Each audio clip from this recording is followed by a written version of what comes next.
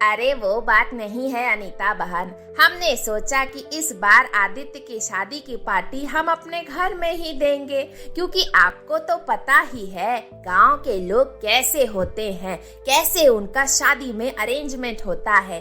ऊपर से छोटी बहू का बाप तो बिल्कुल ही गरीब है, अपनी बेटी को सोने के लिए एक चारपाई तक नहीं दे पाया। वो भला कहाँ अपने जैसे लोगों की खातिरदारी कर पाता। पर आंटी, हमने तो सुना है तेरा छोटा बेटा दहेज के बिल्कुल खिलाफ है। वो दहेज लेना ही नहीं चाहता। अरे वाह आरती, तेरी छोटी बहू तो बहुत सुंदर है। तेरी बेटी की पसंद तो बहुत लाजवाब है। आज तक हमारे मोहल्ले में इतनी सुंदर बहू तो किसी के नहीं आई। ये सब सुनकर आरती जी और जानवी का तो मुंह बिल्कुल भी लटक जाता है। बहू, ये सब खाना तूने बनाया? जी आंटी। अरे क्या लाजवाब खाना बनाया है। देख कुसुम, आरती के तो भाग ही खुल गए जो इतनी अच्छी बहू मिली है। कितना अच्छा खाना बनाती है। और मैंने सुना है आराध्या बहू तो जॉब भी करती है। जी आंटी। अरे वाह, तेरी कोई छोटी बहन है तो बताना मेरे बेटे के लिए। मुझे तो ऐसी ही बहू चाहिए। है, पर आंटी उसकी तो शादी तय हो चुकी है। सारे रिलेटिव आराध्या के बनाए हुए खाने और उसकी सुंदरता की बहुत तारीफ कर रहे थे। ये सब सुनकर आराध्या की जेठानी तो अंदर ही अंदर जल भून गई थी, पर आरती जी का भी मुंह तो बिल्कुल भी लटक चुका था। अरे 11 बज गए, आराध्या अभी तक नहीं आई। लगता है माँ पक्का उसे किचन के कामों में फंसा कर रखा होगा। जाकर देखता हूँ। आराध्या, तुझे इतनी भी अकल नहीं है। अरे रात का बचा हुआ खाना तुमने फ्रिज में रख दिया। वो बासी खाना कौन खाएगा सुबह? पर माँ जी, इतना खाना हम वेस्ट थोड़ी करेंगे। अरे माँ जी, बेचारी के घर पर लगता है बासी खाना ही खाते होंगे। सुबह का शाम, शाम का सुबह, कहाँ 2 टाइम का खाना बनता होगा इन मिडिल क्लास वाले लोगों के घरों में। प्लीज भाभी, आप ऐसे क्यों बोल रही हो? मैंने तो बस इसलिए रख दिया था कि खाना वेस्ट ना हो। अगर आपको लगता है वो खाना फेंक दूं तो ठीक है। ठीक नहीं, अभी के अभी वो खाना निकालकर किचन पूरा साफ करके ही जाना। और हाँ, मेरे रूम में 1 जग पानी रख देना। ठीक है माँ जी, रख दूंगी। सॉरी आद्या, मेरी वजह से तुम्हें इतना कुछ सहना पड़ रहा है। मुझे पता है यहाँ पर तुम्हारी कोई इज्जत नहीं करता और कोई कुछ भी सुनाकर चले जाते हैं। पर आद्या, कुछ टाइम दो, सब कुछ ठीक हो जाएगा। नहीं आदि, कोई बात नहीं, मुझे कुछ फर्क नहीं पड़ता। जो सुनाते हैं उनका मूड खराब होता है, मुझे क्या। अब तुम जाओ, मैं बस किचन साफ करके आती हूँ। ठीक है, जल्दी आना। टाइम देखा कितना हो गया?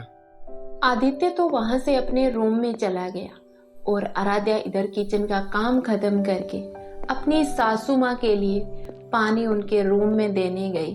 तभी छोटी बहू, सुबह जल्दी उठकर सभी के लिए नाश्ता तैयार कर देना 7 बजे तक। ठीक है माँ जी। नाश्ते में क्या बनाना है? दाल चावल, पालक पनीर और रुमाली रोटी के साथ रायता भी बना लेना। ठीक है माँ जी, बना दूंगी। अब जाकर सो जा। आराध्या को अपनी सास का ये ऑर्डर बहुत अजीब लगा।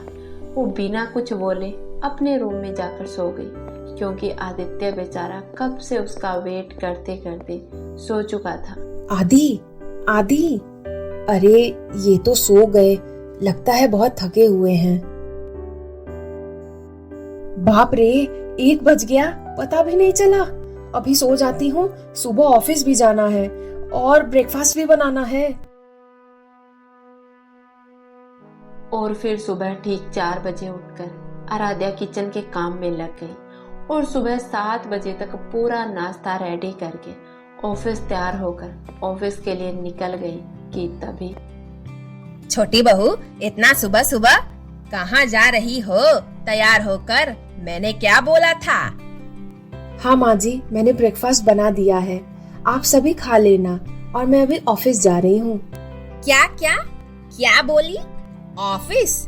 अरे घर का काम क्या तेरा बाप आकर करेगा? इतना सारा काम पड़ा है, झाड़ू पोछा, अभी के अभी जा और जाकर झाड़ू पोछा कर, कोई ऑफिस नहीं जाना। प्लीज माँ जी, आप मेरे पापा को बीच में ना ही लाइए तो आपके लिए ही बेहतर होगा। चलो अब जल्दी से आराध्या, हम ऑलरेडी लेट हो चुके हैं।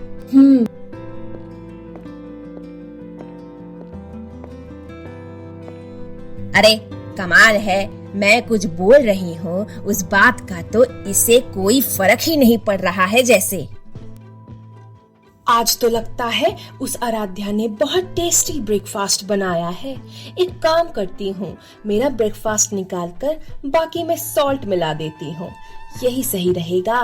फिर देखती हूँ ऑफिस घर में कैसे टिक पाती है, वरना तो वो सभी की नजरों में मेरे से अच्छी बन जाएगी। मम्मी, आज ब्रेकफास्ट में क्या बना है जो इतनी खुशबू आ रही है पूरे घर में? मुझे तो बहुत जोर की भूख लगी है, चलो ना खाते हैं। हाँ हाँ चल, लगता है आज मुझे ही सभी के लिए नाश्ता लगाना पड़ेगा। वो महारानी तो चल गई ऑफिस। अरे आज तो लगता है खाना बहुत टेस्टी बना है, खाने में बहुत जोर की खुशबू आ रही है। किसने बनाया है? पापा जी, खुशबू आने से थोड़ी पता चलता है कि खाना बहुत टेस्टी बना है। भाभी, आप नहीं खाओगी खाना? पानी दो मुझे। अरे इतना सब्जी में सॉल्टी। ये लो पानी पी लो, पानी। हाँ बेटा, पानी पी ले। मुझे तो पता था। अरे इतना जल्दी वो कैसे इतना टेस्टी खाना बना सकती है? अब ऑफिस के चक्कर में पूरा खाना ही खराब कर दिया। मम्मी, इतना सॉल्ट कैसे डाल दिया भाभी ने? अरे कल भी तो सभी गेस्ट के लिए भाभी ने ही खाना बनाया था, वो तो बहुत अच्छा था। बेटा, हर काम आराम से होता है, इसीलिए तो मैं उसे जॉब करने से रोक रही हूँ, वरना मुझे क्या प्रॉब्लम होगी, चाहे जॉब करे। माँ जी, छोटे घर की लड़की से आप और क्या उम्मीद कर सकती हैं? आज उसे घर आने दे, फिर मैं बताती हूँ। कल से जॉब पर नहीं जाएगी। वाह, अब आएगा मजा। मैं भी देखती हूँ वो कैसे अपने पति के साथ जॉब पर जाएगी। देख बेटा, मैंने इसे जॉब करने से मना किया था, पर ये नहीं मानी। बोल रही है कि जॉब तो नहीं छोड़ूंगी, घर का काम साथ में कर लूंगी। हाँ माँ, तो इसमें आपको क्या प्रॉब्लम है? सुबह का सभी के लिए आराध्या ने अकेले ही नाश्ता बनाया था। आज तो नाश्ता इतना टेस्टी बना था कि मेरे सारे दोस्त आज नाश्ते की बहुत तारीफ कर रहे थे। क्या? अरे उसमें कितना सॉल्ट था और तू बोल रहा है खाना टेस्टी था? पूरा का पूरा खाना आज फेंकना पड़ा। नहीं माँ जी, उसी खाने में से मैंने मेरा और आदि का लंच बॉक्स रेडी किया था। हाँ माँ, आपको कोई गलत फहमी हुई होगी। ये लो, अब भैया भी भाभी की तरफदारी कर रहे हैं, जैसे कि हम सब झूठ बोल रहे हैं। अरे छोड़ो ना, गलती से हो गया होगा आराध्या से। नहीं भाभी, मैंने बहुत ध्यान से ब्रेकफास्ट बनाया था। मुझे लगता है भाभी आराध्या से जलती है, इसलिए ये सब भाभी ने ही किया होगा, माँ की नजरों में आध्या को नीचा दिखाने के लिए। लगता है अब मुझे ही कुछ करना पड़ेगा। देख, अब खाने में कोई भी मिस्टेक हुई तो कल से तुम्हारा जॉब पर जाना बंद होगा। और हाँ आदित्य, तुम भी मेरी बात कान खोल कर सुन लो। ठीक है माँ। माँ जी, अब खाने में क्या बनाना है? आलू मटर की सब्जी, लौकी का रायता और मीठे में साबूदाने की खीर बना लेना। और हाँ, ध्यान से। फिर ऐसे ही और कुछ दिन बीत गए। बेचारी आराध्या सुबह 4 बजे उठकर पूरे घर का काम करती और फिर ऑफिस जाती और फिर ऑफिस से आकर फिर से घर के काम में लग जाती। फिर भी हर कोई उसे सुनाकर चला जाता, ऐसे नहीं होता, वैसे नहीं होता, बड़े घर के रीति रिवाज तुम जैसे मिडिल क्लास लड़की को कहाँ समझ में आने वाली है, ये वो और भी पता नहीं क्या क्या। तो आपको ये पार्ट कैसा लगा हमें कमेंट सेक्शन में जरूर बताना। और हाँ, अब इससे आगे क्या होने वाला है ये जानने के लिए प्रेम कहानियां टीवी को सब्सक्राइब करके बेल आइकॉन वाला बटन जरूर प्रेस कर लेना, ताकि अगला पार्ट आते ही सबसे पहले नोटिफिकेशन आपके पास जाए।